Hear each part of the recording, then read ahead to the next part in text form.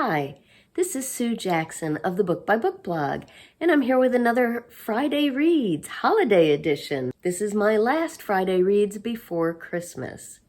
So I can't wait to tell you about these two outstanding novels I am currently reading and listening to. Both are excellent. In print, I am reading The People in the Trees by Hanya Yanagihara. Most people know her for her best-selling novel, A Little Life. This was her debut novel, published in 2013. It is one of my mother's favorite books of all time. And she's been telling me that since she bought it back in, I think, 2015 at our first Booktopia event. And she bought me this copy quite a few Christmases ago. Sorry, Mom. I am finally reading it, and I don't know why I waited so long. She was right. It is an excellent novel. And it's got kind of an unusual framework.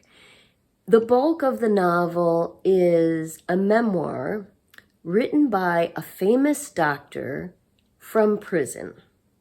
He's won a Nobel Prize for his world-renowned research. He's famous for that, but you know from the very first page, you actually know a lot from the first page. The first page is a newspaper article about him facing charges of sexual abuse and being sentenced to prison. And the newspaper article kind of outlines his whole story. So from the beginning, you know his basic story, the outline of it. But this book is still so compelling, so gripping, so suspenseful, because in a way that makes it more suspenseful because you kind of know what's coming. But not really, you don't know the details. There's that newspaper article, a short preface written by a good friend of his who edited his memoir, and then the memoir itself.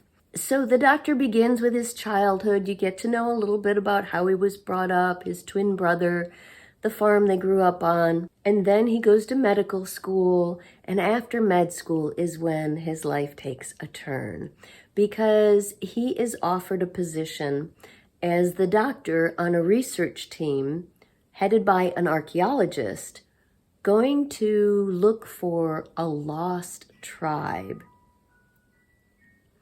That's our Christmas Carol clock. So anyway, so they travel to the far Pacific Ocean, Micronesia, to this tiny group of islands. However, one of these islands has really not been explored, not by the people who live in this country or by anyone from the outside. And this is where the archaeologist has been led to believe there's a lost tribe of people living. So they go into the jungle. They go to this island where supposedly there's nobody there, but he's heard these rumors. And it's just the archaeologist, the doctor, and a research assistant. They do discover the lost tribe. No spoilers. Again, right on the first page, you know the basics of what happened. They also discover that this group of people live an extraordinarily long time. And the doctor figures out that that is due to a rare, previously unknown type of turtle that lives on the island. So that begins the doctor's ascent and eventual downfall. Once the doctor publishes his research about these people and these turtles and the way that these people seem to live for extraordinarily long times, obviously, a new fountain of youth, you know what happens next.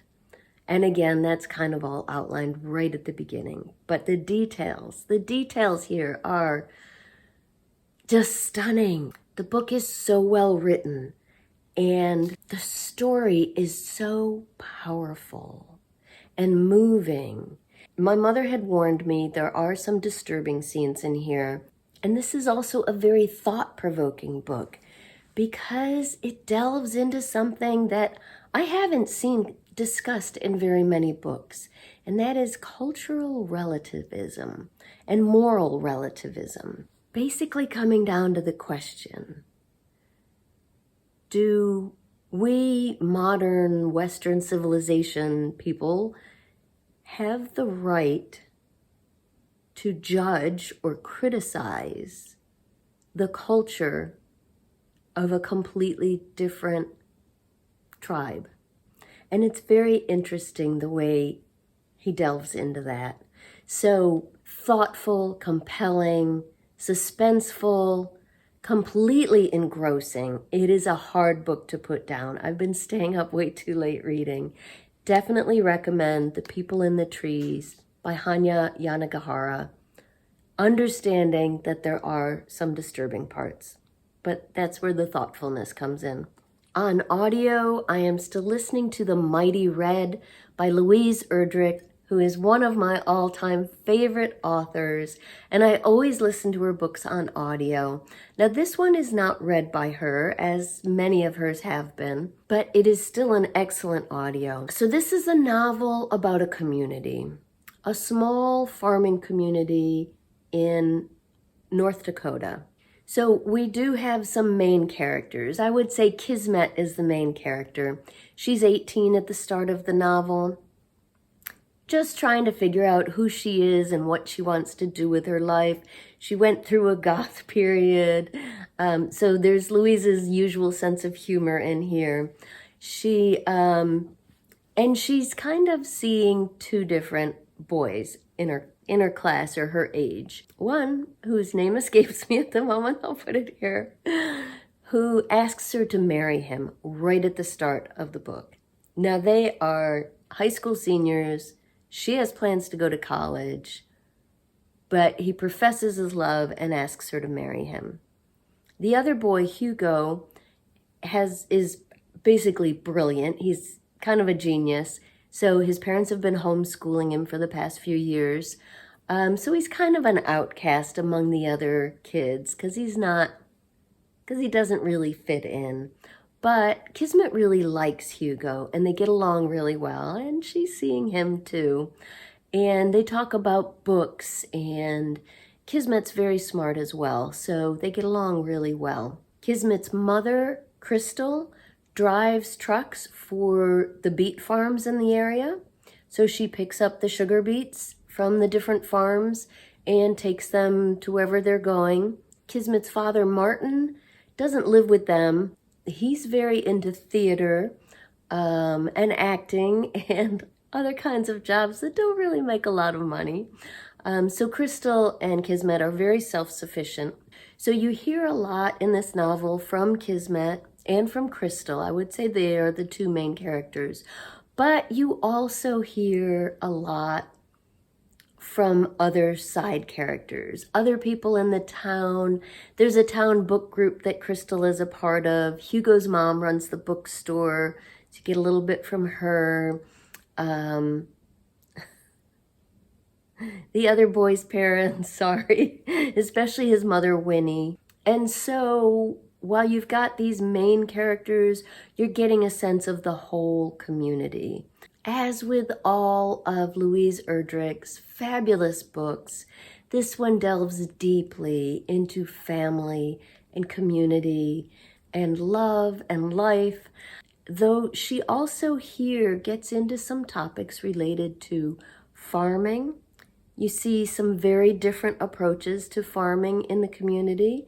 One that is pretty much destroying the environment and one that is trying to preserve it.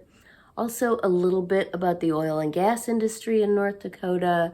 So you're getting some of all of this because it affects the community.